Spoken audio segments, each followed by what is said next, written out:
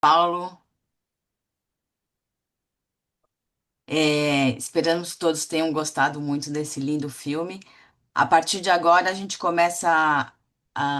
vamos começar o bate-papo com o Paulo Betti, ator, diretor, produtor e ex-aluno da Escola de Arte Dramática da ECA USP, da turma de 1972. Informamos que essa parte agora da sessão será gravada e depois disponibilizada no nosso canal do YouTube. Aqueles que não quiserem que sua imagem seja registrada, desliguem, a gente pede para desligar as câmeras. Para o melhor funcionamento aqui, a gente pede o seguinte: mantenham os microfones desligados e só abram quando forem fazer alguma pergunta. Para enviar comentários ou perguntas, utilize o chat ou levante a mãozinha que tem o ícone no menu inferior do Zoom. Assim a gente consegue garantir uma experiência melhor para todo mundo. Vamos então dar início à conversa, passando agora a palavra ao nosso convidado de hoje, Paulo Betti. Bem-vindo. Olá, muito obrigado, Regina. Obrigado a vocês pela paciência. Eu não sei como, eu vi só o fim do filme, eu vi no celular. Não sei se as pessoas viram, como que elas viram. Era possível ver no computador, numa tela um pouco maior também? Sim, dá para ver no computador, eu vi no computador, dá para ver no computador e no celular. Bom, a primeira coisa é que faz muito tempo que eu não vejo o filme, né? E fiquei muito impressionado com a quantidade de participantes que correm no final, né? No final do filme, aquela quantidade de pessoas que participaram do filme, os, os, os, os, os, os figurantes, né? Nós colocamos o nome de todos os figurantes, que não era uma coisa muito comum, né? Não se faz isso no cinema, né? Mas nós colocamos porque o filme estava meio que dentro de um contexto também de formação profissional, não é? Nós estabelecemos desde o início que haveria esse compromisso, vamos dizer assim, da formação. Não foi à toa que o filme foi filmado lá naquela faculdade em Salto, né? E então tinha esse desejo de que as pessoas, todo mundo que fez o filme, os figurantes também, que tiveram acesso ao roteiro completo do filme, tiveram acesso também ao livro do Henry James, né? Para que eles pudessem ter condições não só de fazer a figuração, mas também de participar conscientemente da obra, né? Então, todo mundo que fez a figuração e que quis tinha acesso ao livro, acesso ao roteiro completo do filme. Então, sempre teve essa preocupação. É, um filme, a gente que ouve falar tanta besteira hoje com relação às leis de incentivo, tudo, né? É, o filme quando acaba, a gente tem que ser paciente e ver quanta gente que trabalha num filme. E esse é um filme pequeno, de orçamento baixo, não é? Então, isso foi a coisa que mais me bateu assim quando eu vi. E outra coisa que eu queria comentar é que durante a roteirização e depois também durante a montagem, nós tivemos dúvidas se teríamos que ter ou não um narrador.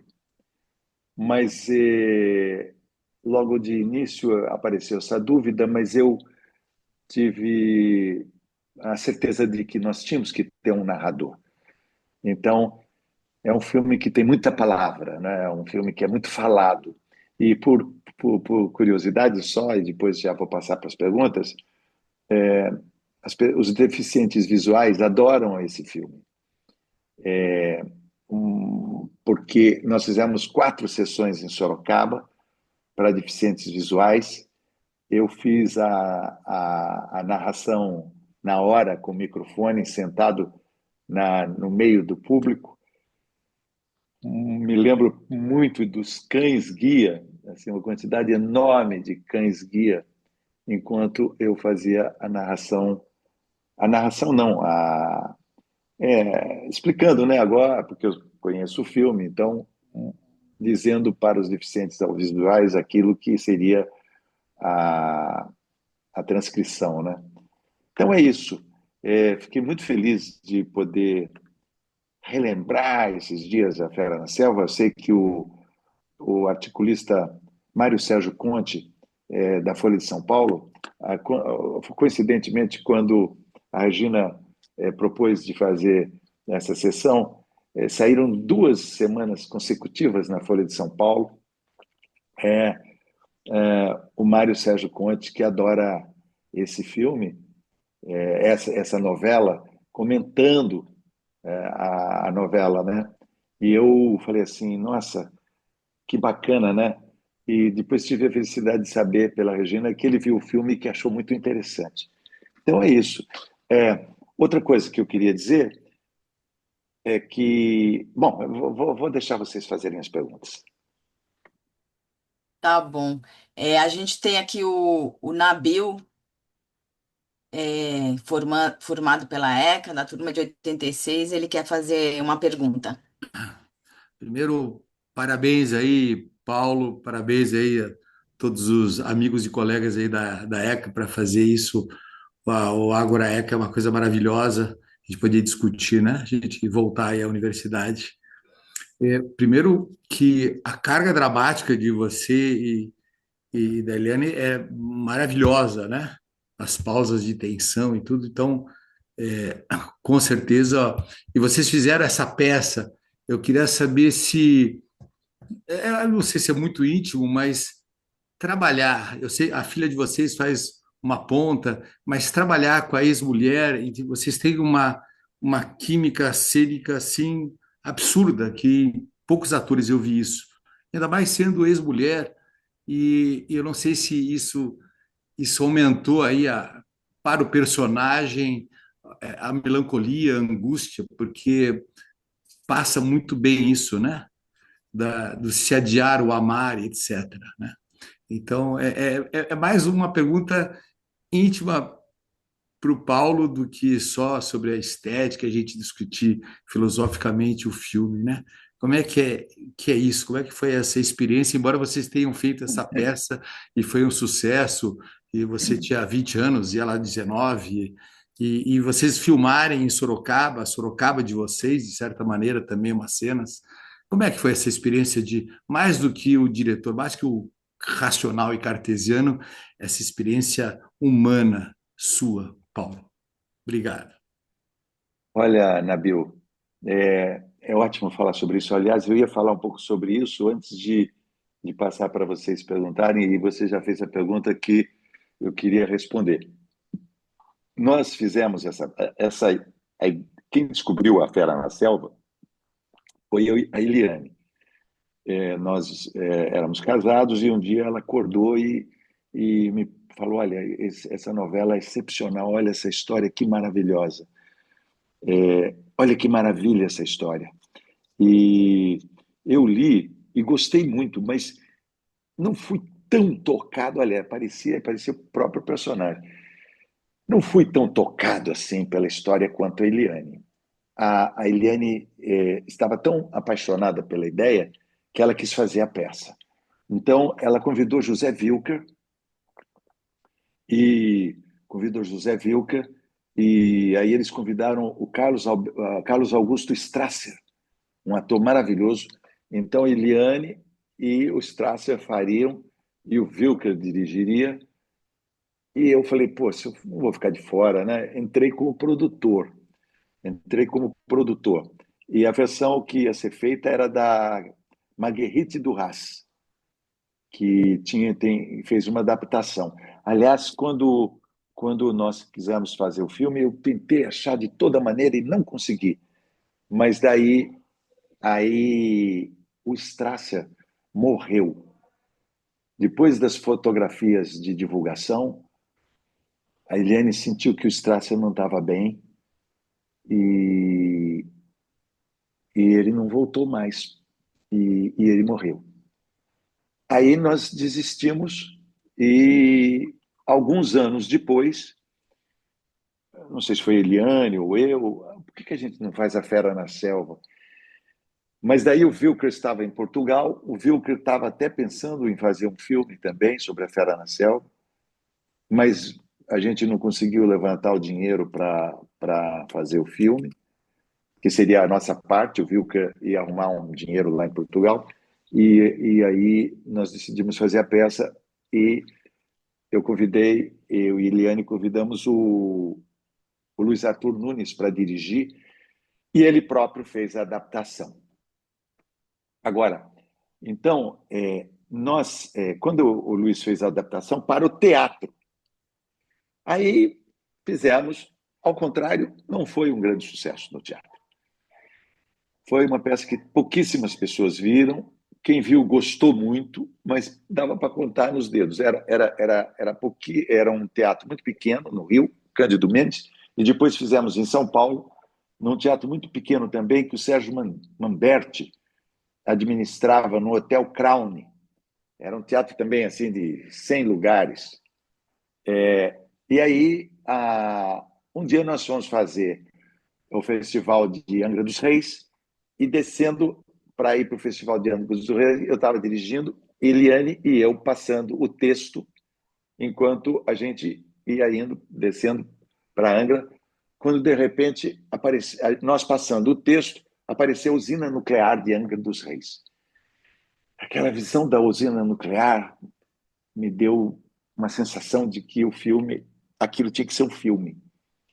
E aí eu comecei a trabalhar na adaptação, pensando em fazer os dois como funcionários da usina nuclear de Angra dos Reis, morando naquelas casas onde os funcionários moram.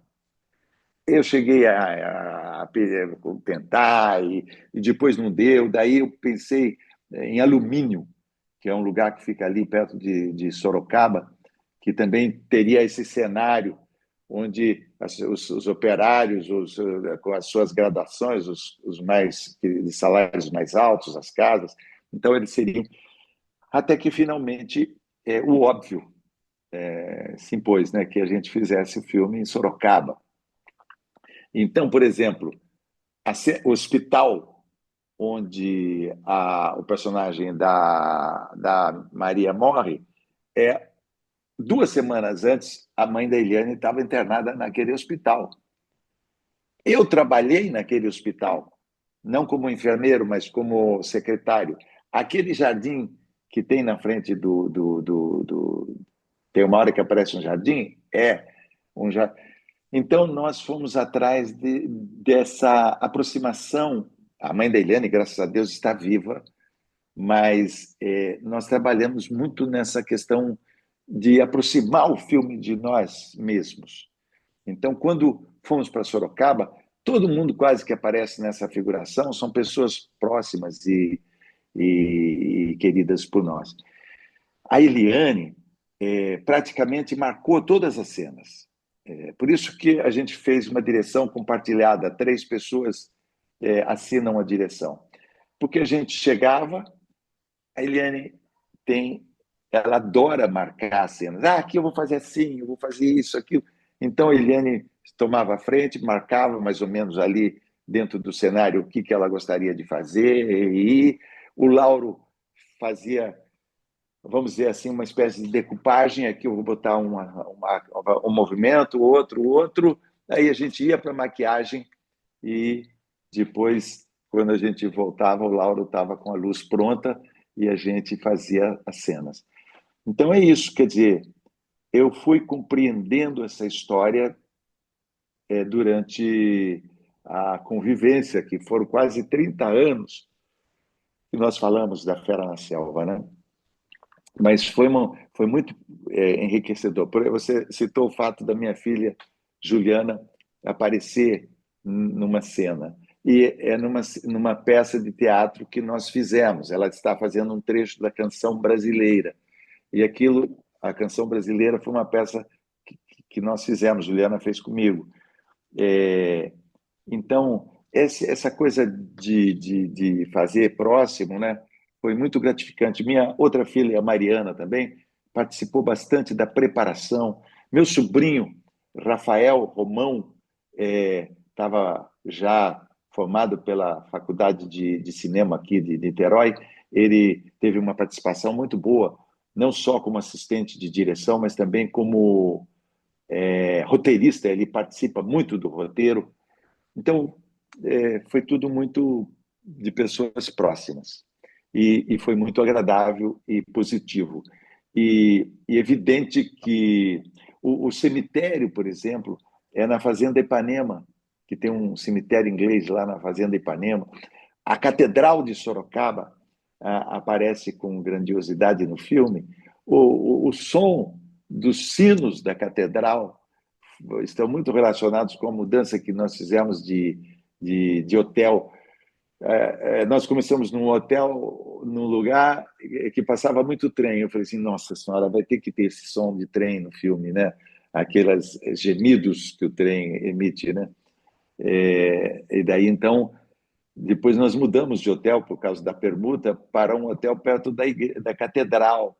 E aí, então, os sinos da catedral, né? Então, quando nós estávamos gravando na rua, apareceram um monte de garotos com skates, e isso era muito bacana para poder fazer vamos dizer, a sequência, vamos dizer, cronológica, né? Nós fizemos uma adaptação para que terminasse o filme nos dias de hoje, começasse num tempo de regressão para que ele terminasse nos dias de hoje. Então, basicamente foi isso, que foi a Eliane é a pessoa mais responsável pela Fera na Selva. Só ela não escreveu o roteiro, porque teve uma hora que ela queria escrever, mas daí a gente já estava muito próximo das filmagens, e a Eliane queria mexer muito no roteiro. Eu falei assim, não podemos mexer mais, se mexer agora vai dar muito problema, porque tem uma hora que você tem que definir locações, tudo. A Eliane estava numa viagem com o Rafa, meu sobrinho, mexendo para caramba no roteiro, daí eu falei assim, não, acho que agora está na hora de parar. Mas, enfim, ah, é, é isso. Obrigado, Paulo. Mais uma vez, a química de vocês, ela transcendia as palavras, né? Eu tive a impressão que transcendeu só o papel de um casal de atores. Então, Que bom, isso que emocionou mais. que bom. Obrigado, Então, parabéns. obrigado a você. Deixa eu contar enquanto já tem outra pessoa aí habilitada para falar, deixa eu Tem contar uma. sim, Paulo. A Tá, Gláucia Davino, que é também ex-aluna da ECA, professora de roteiro, e ela tem uma pergunta aí para você. que Vocês lindo. estão me ouvindo? Estou ouvindo e Sim, vendo. sim. Então, Paulo, eu vou perguntar de roteiro mesmo, mas vou falar uma coisa, que falta de ar que dá o filme. Vai angustiando, né? E é interessante porque é um filme sobre homem, né? Mas o feminino é muito presente, muito presente. E aí eu ia perguntar justamente, o roteiro foi escrito a várias mãos e tem muito diálogo. Como que vocês conseguiram assim, desenvolver com coerência toda essa trama, né? Porque é muito importante o que eles falam, e também eu reparei que as falas estão sempre ligadas ao cenário, assim, o cenário fala também. Né? Acho que é isso que está ficando, né? O cenário fala também, eles estão às vezes na frente de quadros, estão na frente, né?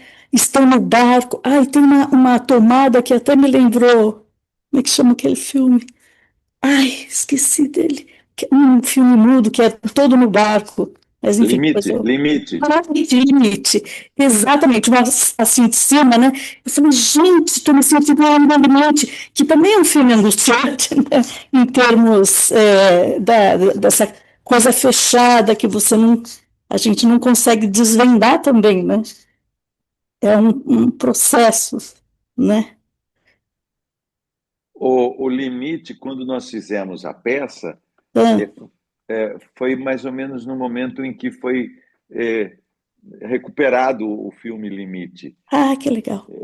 que foi um trabalho de recuperação. Eu lembro que tinha um livro que tinha todos os fotogramas do filme, Sei. e nós fizemos o anúncio para a televisão da peça, baseado naquela coisa. Fomos para um barco, como se Uhum. esses dois personagens no barco do Limite. Essa cena do barco, acho que foi na represa de Tupararanga, Hum. que é ali perto de Votorantim, né? É isso aí. Uma, nós, nós somos muito respeitosos com o texto, né? Porque o texto tem uma tradução brilhante do Fernando Sabino no livro. Fernando Sabino traduziu. Eu procurei, quando o Luiz Arthur fez a adaptação. O Luiz Arthur é excelente diretor de teatro e adaptador, e nós fizemos isso e testamos muito, porque nós fizemos no teatro. É. Então a gente tinha uma noção da palavra, né? Foi muito. Nós cortamos o máximo possível na montagem. O Uhum. Eduardo Escorel ajudou muito. Hum. Cortar, cortar, cortar. Uma curiosidade: a cena final, quando a câmera vai se dirigindo para o escuro, assim, daquela árvore, assim, para dentro daquela árvore, que a câmera vai assim, a Eliane, depois de montado, a Eliane falou assim: não sei, falta uma vertigem nesse final, falta uma vertigem. E o Eduardo Escorel, eu que estava com o Eduardo na montagem, falei assim: Eduardo, a Eliane falou que falta uma vertigem. Ele ficou meio assim, meio assim, que saco, mas enfim, acho que ele pensou isso. Mas ele pegou e virou a câmera. A cena tinha sido filmada com a câmera de ponta cabeça, para ela não esbarrar na água, porque ela tinha que correr assim, bem próximo da água. Então, se ela tivesse com o corpo para baixo, o corpo dela ficaria dentro d'água. Então, filmamos de ponta cabeça e depois botamos em pé. E daí a Eliane falou: falta vertigem. O Eduardo virou, botou de ponta cabeça. Então, não sei se vocês reparam no final que tem aquelas raízes e tudo, porque a câmera está de ponta cabeça. A narração foi uma dúvida durante algum tempo, mas eu logo falei: não, tem que ter um narrador, porque no livro tem um narrador, né? O narrador, ele é onisciente, né? Ele fala o que está acontecendo na cabeça do João. Ele fala o que o João está pensando. Então, eu falei assim: pô, ele podia estar caminhando, caminhando, caminhando, mas o que ele está pensando? O que ele está pensando no livro está escrito. Na peça também estava escrito. Então, a gente chamou o Zé Maier, que tinha uma voz muito bonita, tem uma voz muito bonita, para ele fazer a narração. É curioso que os deficientes visuais adoram. Em Gramado, numa sessão que teve lá, esqueci o nome da coisa para os deficientes audiovisuais, Libras? Libras. Numa sessão com Libras, depois tinha um crítico cego, um crítico que era cego, e ele fez um título da crítica dele, que era o filme mais lindo que ele tinha visto. Olha que bacana. Eu achei isso tão bonito. E, mas muita gente acha que é um defeito do filme ele ser muito falado. Sei lá, eu não tenho muito mais essa crítica, essa autocrítica. É isso. Mas o roteiro foi adaptado mais pelo Luiz Arthur, que fez a adaptação para o teatro, e eu peguei a adaptação do teatro e trouxe para uma adaptação cinematográfica. E houve contribuições da Eliane e do Rafael, mas basicamente essa transposição da peça para o teatro, do teatro para o cinema foi mais minha responsabilidade e, e eu fiz essa ideia de que teria que ir, vamos dizer, num tempo cronológico até chegar nos dias de hoje. Então, eu botei o início por volta dos anos 1980 para chegar em 2010, 2015, mais ou menos, que é quando o filme termina, né? No centro da cidade, com toda aquela movimentação. Cris, próxima pergunta da Cris. Boa noite a todos. Oi, Paulo, que bom que você está aqui. Que bom que você permitiu que nós mostrássemos esse filme maravilhoso, assim, demais mesmo, o melhor que eu já vi. Ah, eu tenho alguns comentários e você vê aí o que dá para complementar nos meus comentários. Essa parte para uma audiência com deficiência visual, eu achei esse filme muito bom. E não tem muita. Eu acho que assim, tem o diálogo suficiente, fala suficiente, porque tem umas pausas maravilhosas, entendeu? Assim, é muito gostoso de ouvir. Podia ser até uma novela de rádio, alguma coisa assim, porque é muito gostoso. E ainda mais, enriquece muito, a fotografia é linda, as imagens são lindas, mas o que enriquece muito é a música. A música nesse filme é muito bem pensada, a inserção de outras artes, a livraria, a galeria de artes, de pintura, o teatro, os saraus. É um filme assim muito, muito rico na cultura brasileira e nas artes brasileiras. Achei muito interessante. Outros dois comentários sobre a cronologia, né? Que tem o envelhecimento de vocês, né? Tem o marco do primeiro eclipse, e depois o próximo eclipse vai ser em 35 anos, que foi quando o filme foi passado, né? Foi muito interessante esses dois marcos no filme. E eu, assim, além da maquiagem, das roupas, de tudo, né, da participação na época atual dos skatistas, tal, o que eu gostei mesmo, não é que eu gostei mesmo, o que foi muito bem pensado foram os interruptores de luz nas paredes. Vocês foram tão precisos que assim chamou a atenção muito. Foi um filme muito bem cuidado em todos os detalhes. Parabéns. Muito obrigado, Cristina. A direção de arte foi do Ronald Teixeira, que ficou em Sorocaba há um tempão e na região e que tentou ambientar o filme, por exemplo, tudo que se relaciona com a mulher, com o papel da Maria, tem muita planta, até parece excessivo, mas não é. A gente queria mostrar mesmo que ela tinha essas coisas ligadas nas plantas e tal, né? A direção musical é de um rapaz de Sorocaba muito bacana, que está nos Estados Unidos há muito tempo, e ele está fazendo.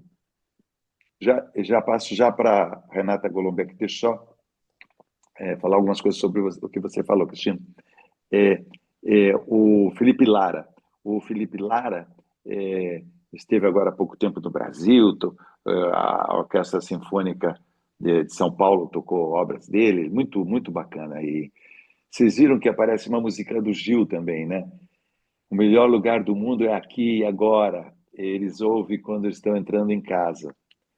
Que é uma coisa mais ou menos óbvia, né? Que o personagem não vive o momento presente, ele fica sempre projetando para alguma coisa que não existe, né?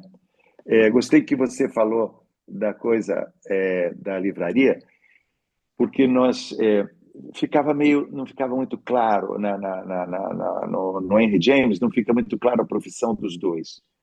E aí teve um momento que, não sei se foi o Ronald Teixeira, o diretor de arte, falou: Paulo, eu preciso saber a profissão deles. Para eu poder construir os cenários, para poder definir os cenários, eu preciso saber que profissão que eles têm. porque a gente estava era um homem e uma mulher, né, conforme é no livro, e eles não tinham profissão definida. Aí, conversando com a Eliane, eu disse assim, ela pode ser uma professora de literatura inglesa e ele pode ser um professor de português, um pouco assim, um homem ligado à poesia e professor de português. Me lembrei muito do Paulo Tortello, que era um amigo lá de Sorocaba, filho de um professor de português, e ele próprio também, professor de português e poeta. Então, por isso, a gente colocou as cenas na livraria, colocamos um trecho da Divina Comédia também, porque isso fazia parte um pouco assim de uma paixão minha naquele momento, que eu estava apaixonado pela Divina Comédia. Você comentou sobre o eclipse. É, o, quando a gente estava filmando, num dia eu escutei uma notícia no rádio que aconteceu eclipse. Alguns dias depois eu falei assim, puxa, isso pode ser muito bom para o filme, né? A gente gravar, a gente falar do eclipse, porque não se falava muito de eclipse. A partir daquele eclipse, começou a ser, agora toda hora tem um eclipse enorme, mas até aquele momento não se falava muito em eclipse assim. E eu falei assim, puxa, vamos fazer. E daí, como não tínhamos filmado ainda a cena do automóvel, deu para colocar a fala do eclipse e ele ficando fascinado com aquilo, né? Um pouco a cabeça dele, né? E, e no dia que nós fomos filmar o eclipse, tinha que ser de noite, fora do horário de trabalho. E a gente tinha que pagar a equipe, era complicado. Todo mundo, não vão filmar, né? Tinha uma torcida assim, um pouco dentro da produção, de que eu não fizesse o eclipse, mas fui meio birrento e tinha a informação da meteorologia que não ia ter tempo bom para filmar o eclipse no lugar, na região onde a gente estava aqui, tá? Naquele momento a gente estava na Fazenda Ipanema, por ali por volta da Fazenda Ipanema. Não ia ser bom para filmar o eclipse. Então, até quase no dia de filmar, de noite, o eclipse, me falaram, vamos desistir? Olha, vai custar tanto, hein? Vamos desistir? Eu falei assim, não, não vamos desistir. E aí filmamos o eclipse e foi muito usado, né, na, na, na, no filme. E quando acabou, a moça que filmou falou assim: olha, Paulo, não foi legal. Não foi legal porque eu acho que ela queria uma lua inteira, né? Cheia, sem nenhum detalhe. E aparece muitas nuvens na frente. Aí parecia que a gente tinha jogado dinheiro fora e não ia valer. Daí eu falei, mas vamos olhar, vamos olhar. Aí quando ela mostrou para a gente estava durante uma filmagem, na hora do intervalo, ela mostrou e era lindo, né? Era mais bonito o fato de ser, vamos dizer assim, é, com com as nuvens passando na frente. Outra curiosidade que eu queria contar é que a gente procurava colocar muitas coisas que a gente gostava, tanto que tem uma hora que alguém roda um peão e na palma da mão, assim, numa festa de São João, porque a gente tinha uma ideia no filme de ter uma quermesse, nós fizemos. E também tem uma cena onde tem um balão galinha. Então, o peão e o balão galinha é aquele que sobe assim na fogueira e ele se desfaz e vai caindo, feito de jornal. Uhum. Dá para falar uma meia hora aí sobre como foi filmar esse balão galinha, porque ele é feito com jornal. Você pega o jornal, amassa todo o jornal, depois você junta as pontas assim, faz uma coisa meio como se fosse um balão do jornal e toca fogo e ele sobe queimando, né? Mas a preciosidade da direção de arte colocou, sem que nós soubéssemos, uma fitazinha crepe para prender onde dava o fecho, né? E aí ele não subia. Então, 3 vezes a gente tentou e não subia, até que nós percebemos que era aquilo, e aí conseguimos. O balão subiu lindamente, parece até que ele para um pouco no ar assim, antes dele se desfazer em coisa.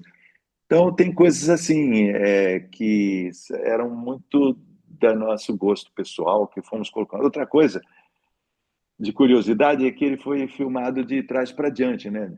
De trás para diante, para que eu pudesse deixar aquela baba. Então, as cenas mais fortes, mais pesadas, que eu estou mais babado e tal, e depois vai abaixando essa baba para fazer ele rejuvenescer. É Eu isso só aí. fazer um comentário do eclipse outra vez.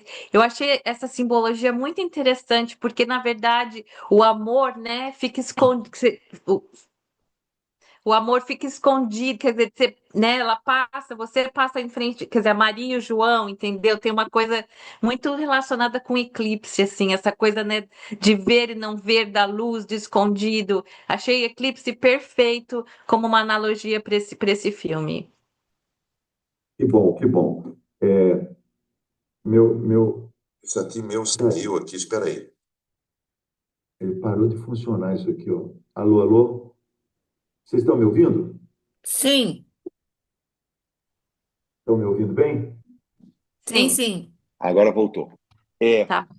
que bom que o eclipse funcionou, porque olha, foi uma batalha interna para a gente fazer esse eclipse, e ainda bem que fizemos. Renata, agora quer fazer sua pergunta? Sim. Paulo, boa noite. Prazer imenso. Boa noite. Parabéns. Nossa, muito, muito, muito, muito impactante esse trabalho. Eu queria que você falasse um pouco da EAD, da sua experiência pra gente, como é que foi, como é que você foi para lá, se foi lá que você conheceu a Eliane, não sei muito bem da história de vocês. Algum fato marcante da EAD pra gente? Olha, Eliane e eu, nós nos conhecemos antes da EAD, em Sorocaba, fazendo teatro amador. Nós fazíamos teatro amador. Eliane queria muito é, sair de Sorocaba, ir para São Paulo. A Eliane fumava, a Eliane era muito moderna, assim, e eu era, mas eu tinha mais uma questão de cuidar dos meus pais, eu me sentia muito responsável por cuidar dos meus pais e de ajudá-los no trabalho. Eu trabalhava nesse hospital, é, e Eliane queria ir para São Paulo. Aí nós nos inscrevemos para o exame, muito incentivado pela Eliane, nós nos inscrevemos para o exame na Escola de Arte Dramática. Eram 700 pessoas que nesse ano de 70. E o Celso Nunes fez um exame, o diretor de teatro, Celso Nunes, fez um exame experimental.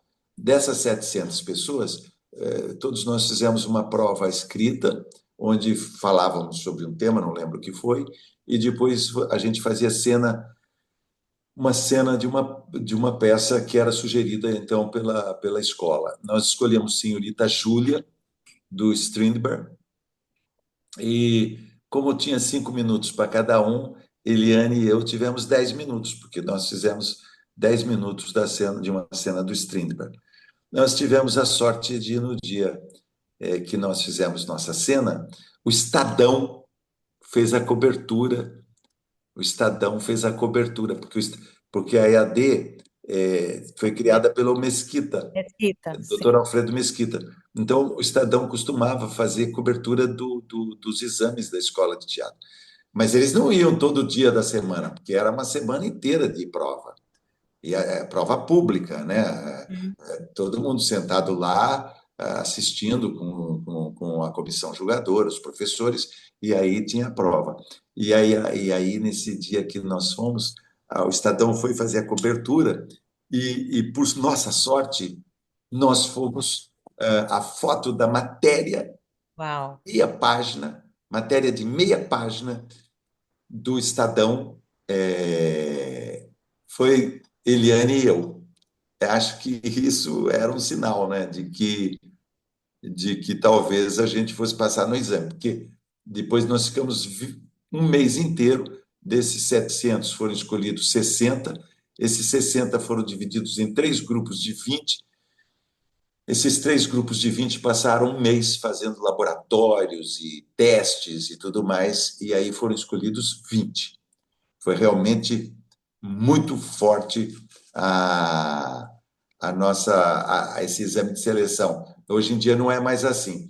Isso foi a ideia do Celso, mas daí talvez eles tenham percebido que era muito tempo de seleção.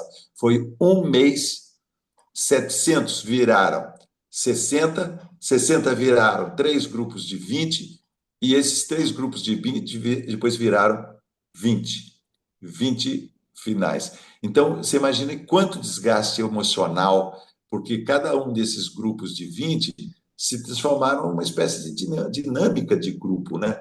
Então, o sofrimento que foi quando nós nos separamos de quem não tinha sido aprovado, né? Eliane e eu fomos aprovados, e aí foi escola de arte dramática, né? Nós dois trabalhávamos, Eliane trabalhava nos Correios, ela era fonegramista intérprete, que era uma coisa de telegrama fonado, e eu trabalhava no escritório da indústria Votorantim. Aí todo dia ia de 727, 942, ia comendo bandejão da USP. Eu não sei se mudou, mas naquela época sempre tinha bife a rolê, e a sobremesa geralmente era uma banana e tinha opção de líquida de leite. Então, Gelatina? Gelatina não a tinha. sobremesa era uma paçoca.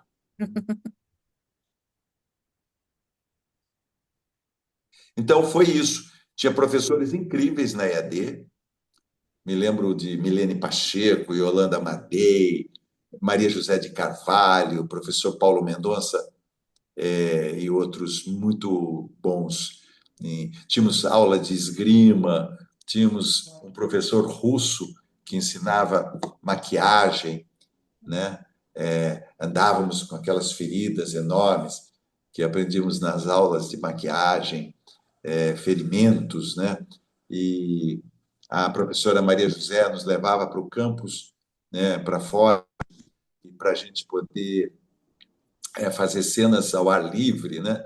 E me lembro que tinha muito policiamento, porque era plena ditadura, né? 70, às vezes a gente estava fazendo alguma cena e nós, pela janela, os policiais ficavam olhando assim no basculante, olhando para ver o que estava acontecendo na sala de aula, né?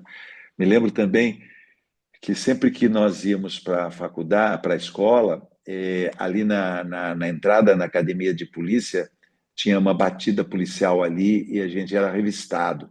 Se tivesse com uma jaqueta de cor verde-oliva, porque a gente gostava de umas jaquetas militares que a gente comprava em brechós, eram americanas, que era uma coisa meio verde-oliva, é, ali a gente tivesse cabelo comprido, era sempre uma repressão ali na entrada da cidade universitária, não ter academia de polícia, né? Era período de extrema ditadura na época.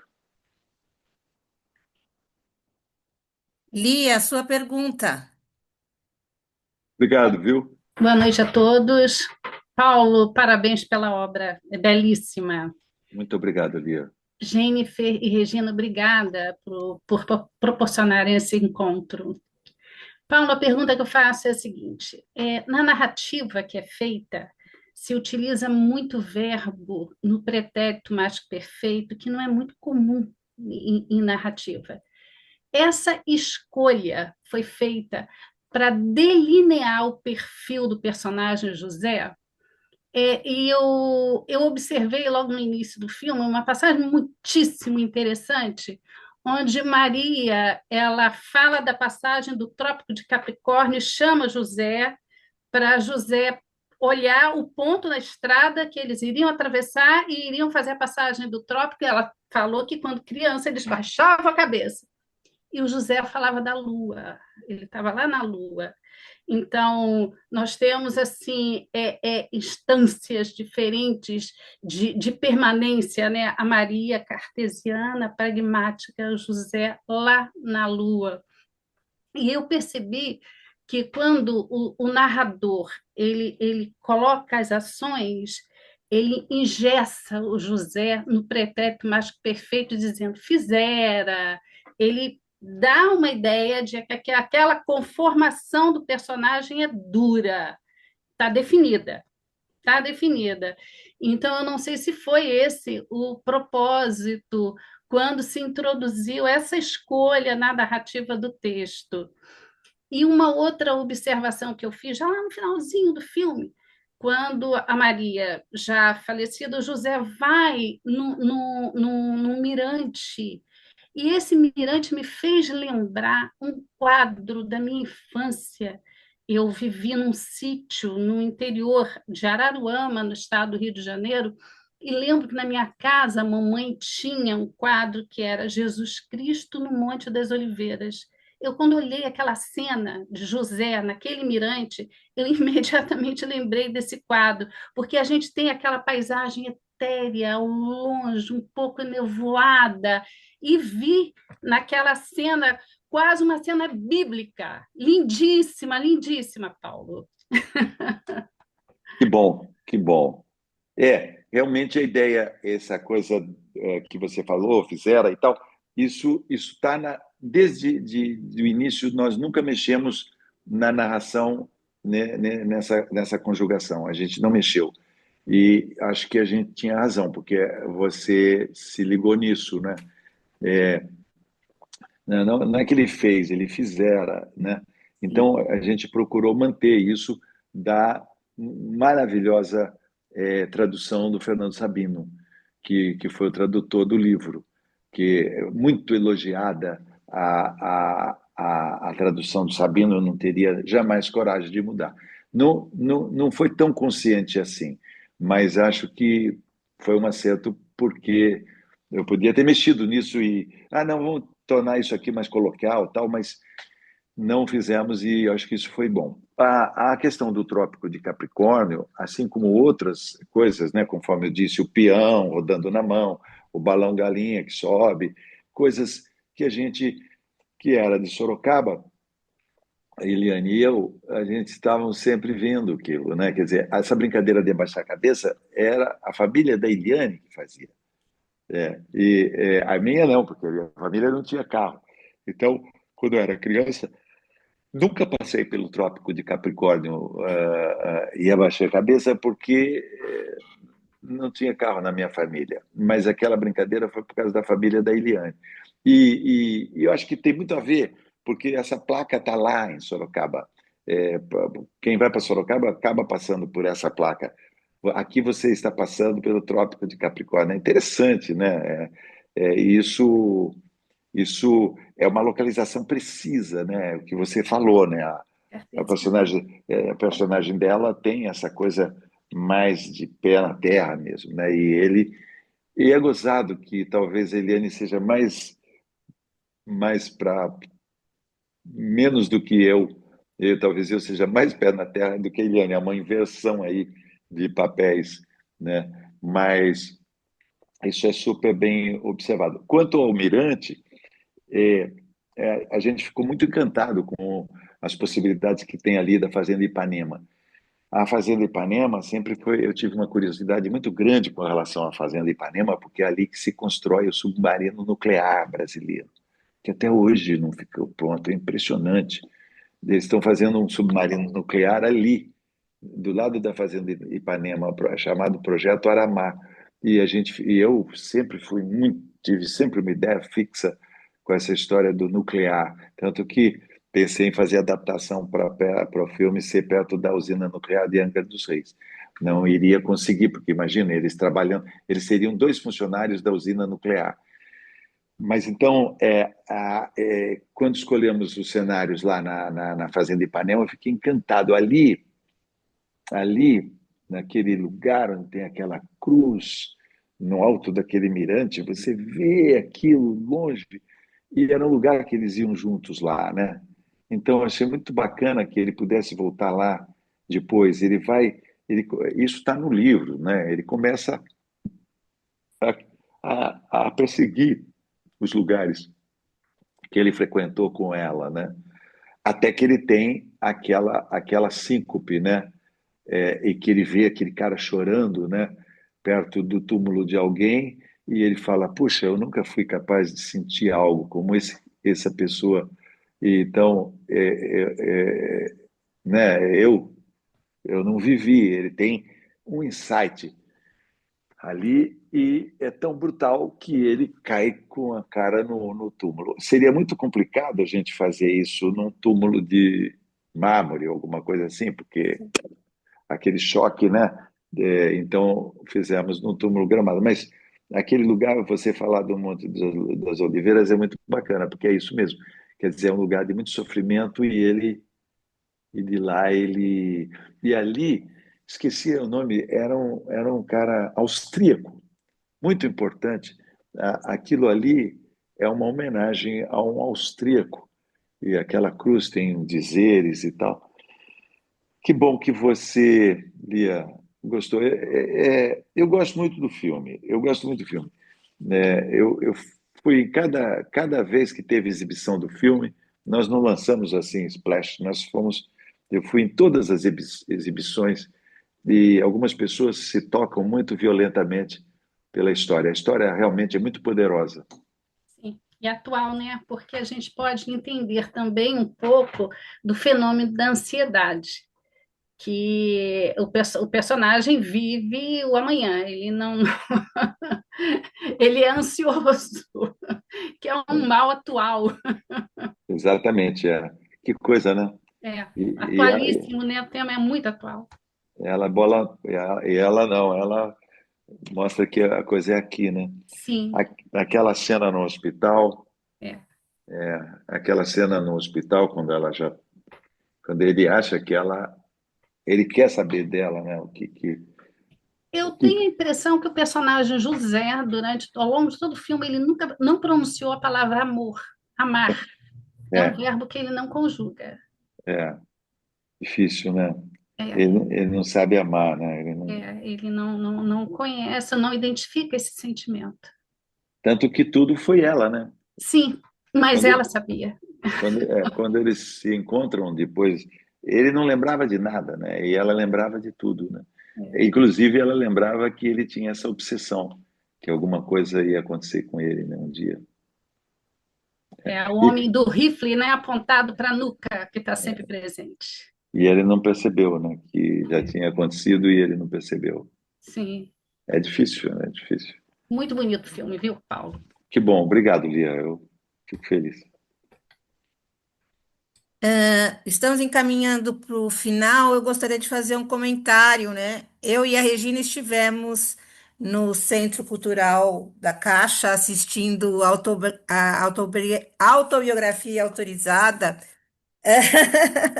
E é incrível, no próprio filme nesse filme a gente acaba reconhecendo muito das suas reminiscências, né? Porque você vai juntando as coisas.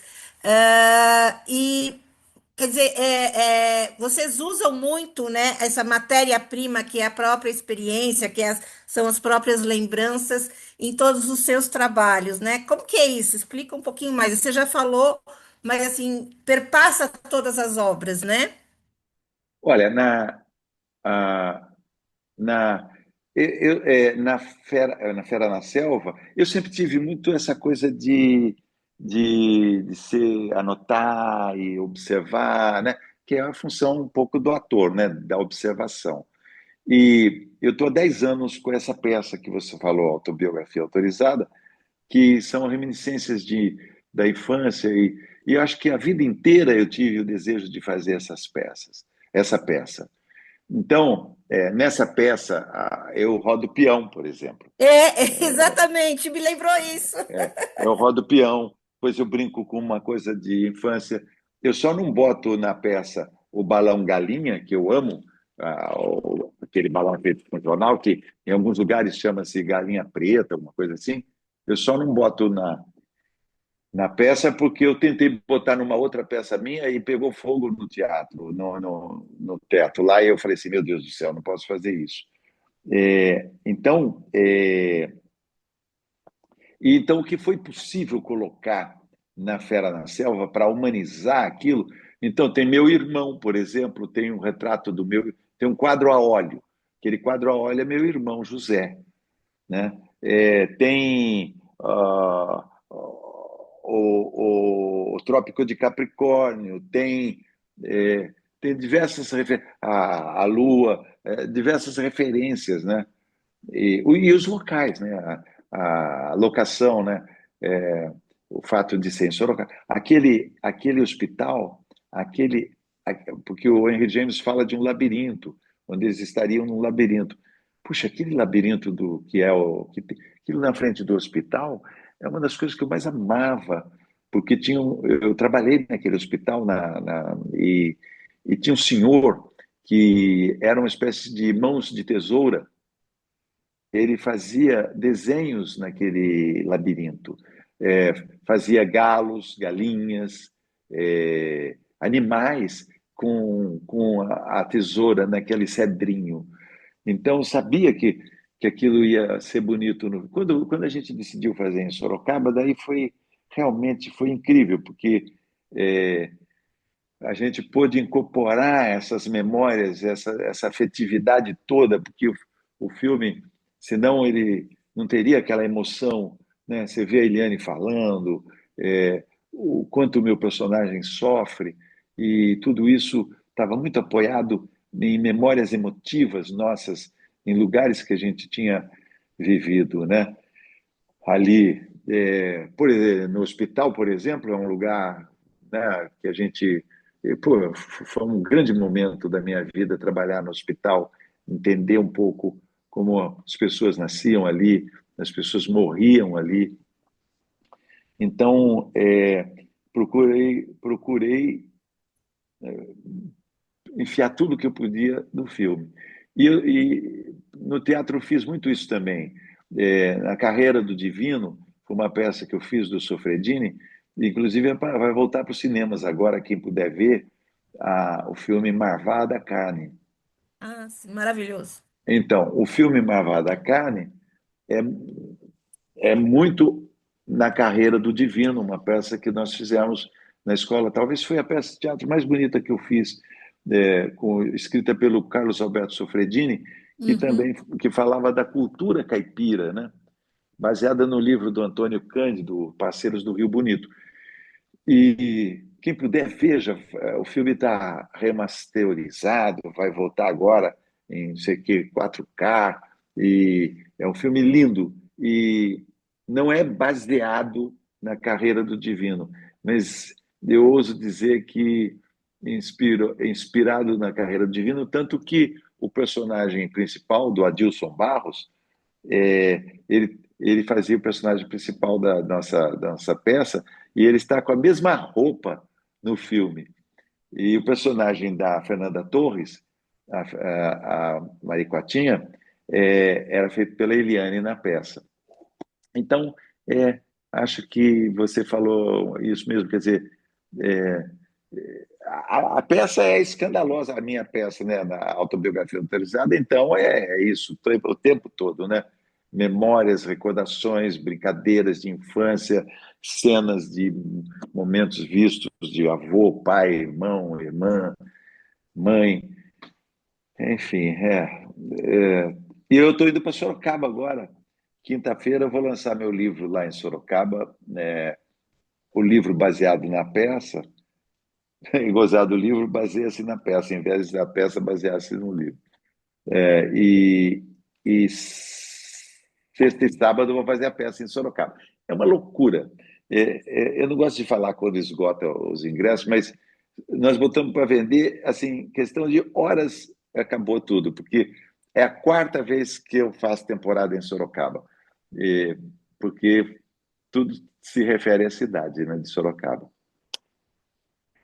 O nosso filme foi o filme, aqueles lugares que tem aquelas coisas que parecem Inglaterra, né, de tijolinhos, tudo, é Salto.